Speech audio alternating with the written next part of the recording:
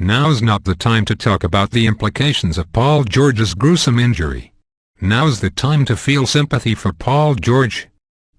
Paul George didn't need to chase down James Harden. The scrimmage was meaningless except to entertain the fans that decided to come out to the Thomas and Mack Center. The two stars were virtual locks to make Team USA's final roster and play together in the starting lineup. Coach Mike Krzyzewski wasn't going to change that if George pulled up.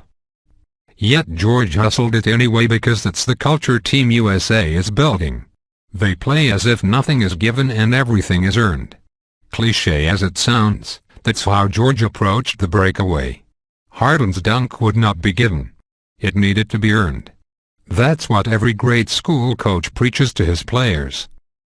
And for his efforts, George's entire career flashed before his eyes thanks to a stanchion that is far closer to the court than a normal NBA one. Now is not the time, however tempting, to talk about what George's horrific leg injury means for anyone but Paul George. It's not the time to ask about what it means for Team USA, whether it dooms the Pacers' chances in a suddenly competitive East or whether it adds more ammunition for owners to hold their star players out of international competitions. There's plenty of time for those conversations. For now, this only matters to George, a rising star that did so much to get himself to this level and now sees his dream and his career flash before his eyes because he chose to hustle in what was otherwise a meaningless Team USA scrimmage. We don't know the extent of the injury yet other than that it's clearly serious. It harkens back to the devastating moment that forever altered Shaun Livingston's career in 2007.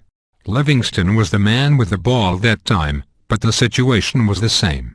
A super athlete flying down the court at full speed was slightly bumped off his path, causing a horrible landing. Livingston ultimately tore his ankle, PCL and lateral meniscus while also dislocating his patella tendon. It was as bad an injury as one could have.